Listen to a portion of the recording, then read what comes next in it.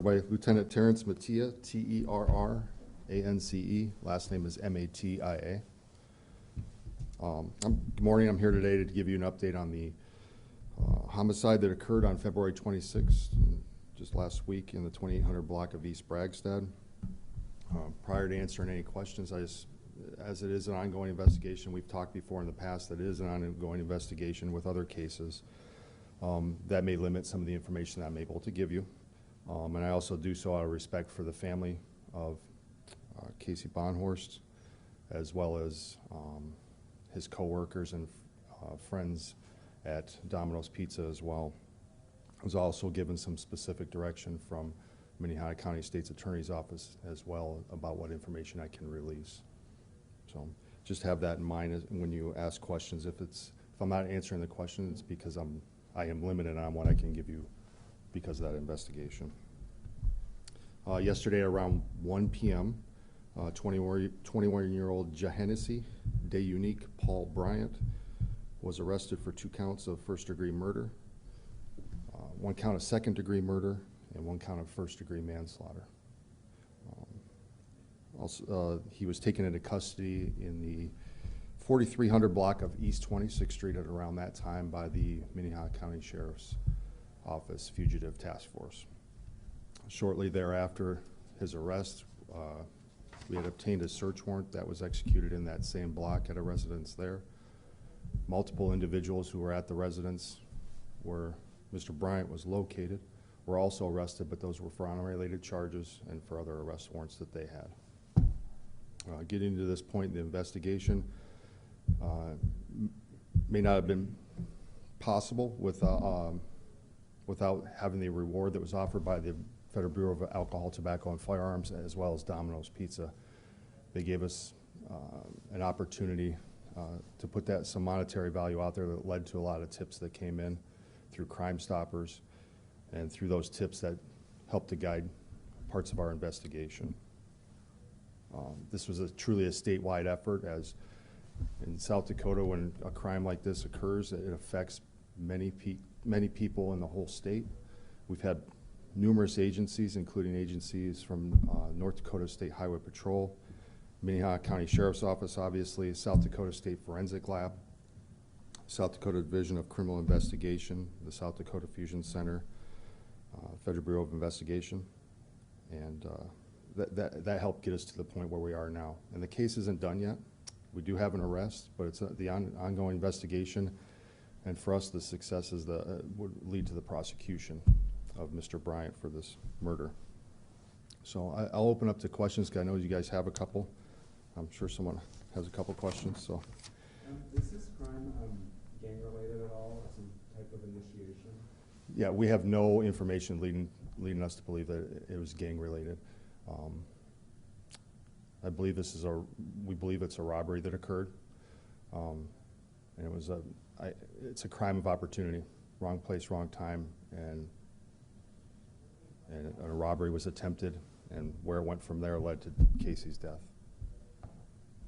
Was a weapon found at the residence? What was the weapon found at the residence? Cannot release that information if any weapon was found. We collected evidence during a search warrant. As we get closer to trial, and you cover those stories, you'll learn more information about what was covered.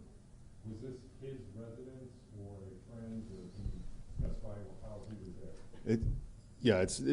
It's associates of his. So we located him through the investigation. We knew that was a location that we would locate him at. It's particular for his residence, not necessarily. So there were 2 residences that were searched? No, it was 1 residence in the 4300 block. Sorry, I just understood this originally. Yep, no problem. Is this a house or an apartment? It was an apartment complex located in that area. Were you there yesterday? I was not there. Have you heard what the demeanor of the Tennessee was? Was he cooperative? Was it big police? He was taken into custody without incident. So, and that's always a positive thing. Shelley? The warrant affidavit states he may have intent that other individuals who had ideas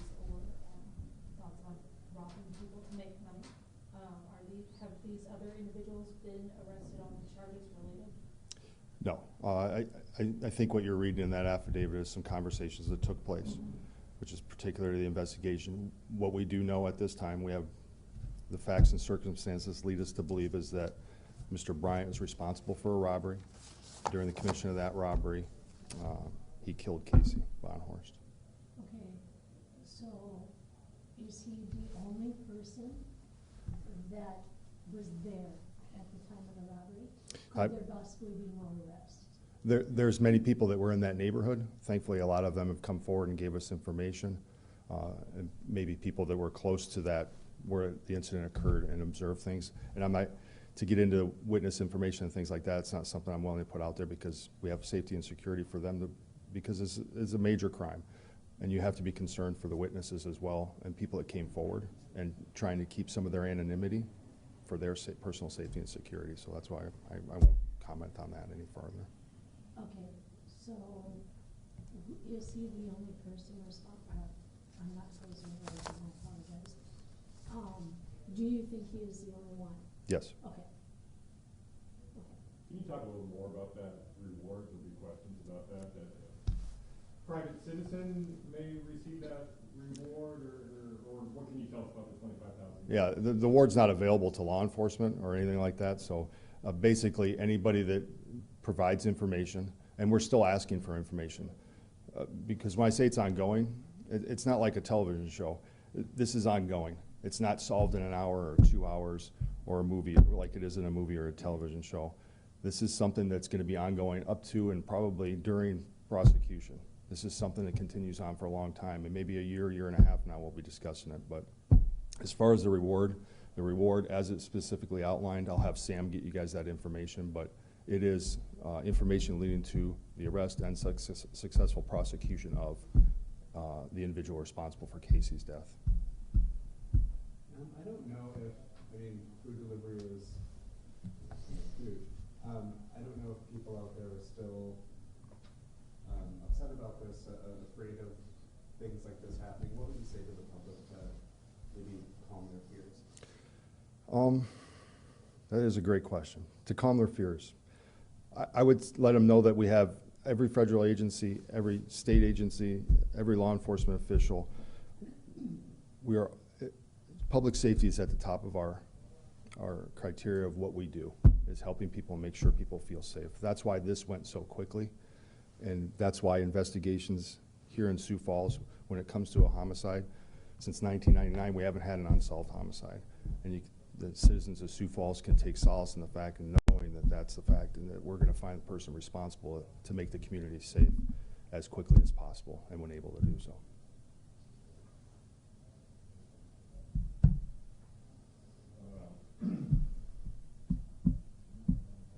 You sure?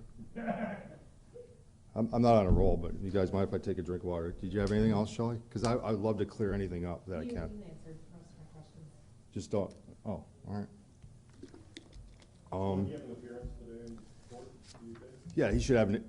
Yeah, he should have an initial appearance today at about probably around 1:30, 2 o'clock, something like that. I would think. I don't think anything's going to change on that.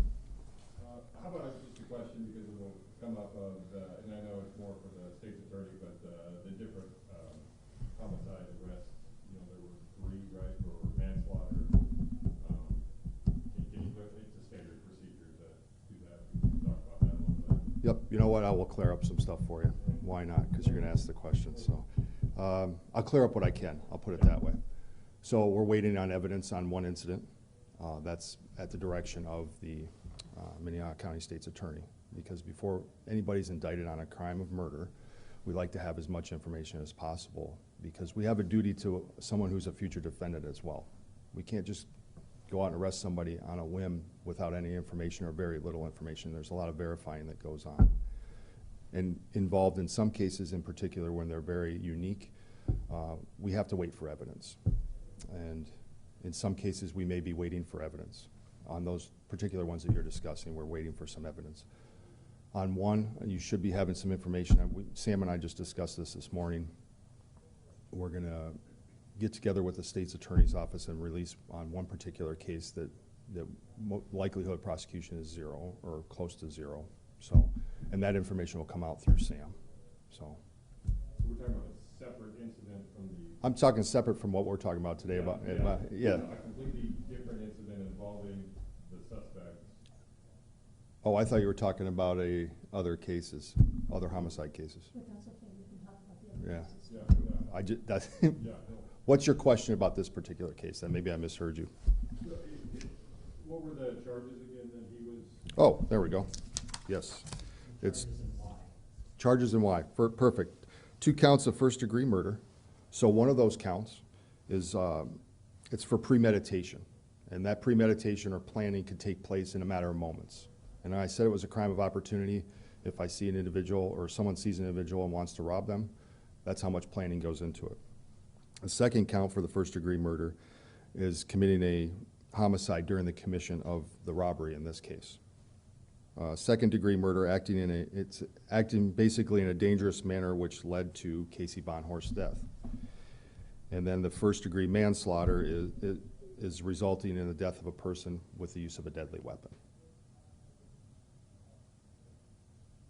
I think perhaps you've already answered this or someone has, but to go along with that, is there any indication that the suspect targeted this specific delivery person over a period of time, or was it truly just he happened to see a delivery driver at that moment and that was the one? Yep, I'm gonna stick with that. I think it was within the moments there, or several moments there, prior to it occurring. So, do we know whether or not he resides in that area? Or is his residence separate from that area? I know where he lives. I'm not gonna give out the suspect's location of where he resides. Okay. My next question is similar to what he had said. Mm-hmm. If he spent a lot of time in that area and noticed that there were deliveries being made in that area, I see what you're getting at, Yes. but yeah, we have nothing leading us to believe that, Okay. so. What about an update on the autopsy? Hasn't been a whole lot coming out of that. Yep, and as we go through, and you folks get used to me as well, the autopsy, there's information that gets gained in an autopsy. You know what that forensic evidence is. That's been sent off. It takes time. It takes time. And the state lab is, when I thank the state lab for what they've done, they put things on a rush for us. They have many cases covering the whole state. So for them to rush this for us and understanding the importance of finding the person responsible for Casey's death, it takes time. Can you say how many times he was shot? No, I cannot say that. And the reason being is because folks that are either committing or at the scene of the crime have particular details that is not made public. And in our investigation, that helps us out, because that's how we get to the truth. So. I think I know the answer to this, but you said it was a commission of robbery. Mm-hmm. Is there a dollar amount? No, I have no dollar amount. Or under $100? I don't have an exact dollar amount for you. So for me to put that out there would be inaccurate, and I want to be not only upfront with you folks, but the citizens. I'm not going to say how much money it is if I don't know. I will say, as a public safety message, because we're talking about, I don't know if it's a particular public safety message, but pizza delivery folks don't carry a lot of cash. So to perpetrate a robbery on an individual who's delivering pizza when we all pay for things mostly through an app on a phone is not very well thought out. So for a person out there working as he was, doing his job and working hard, and for this to happen the way it happened, it's unsavory to most. So I am going to complete that. I'm done. Folks, have a great day. Thanks for being here. Thanks for doing what you do.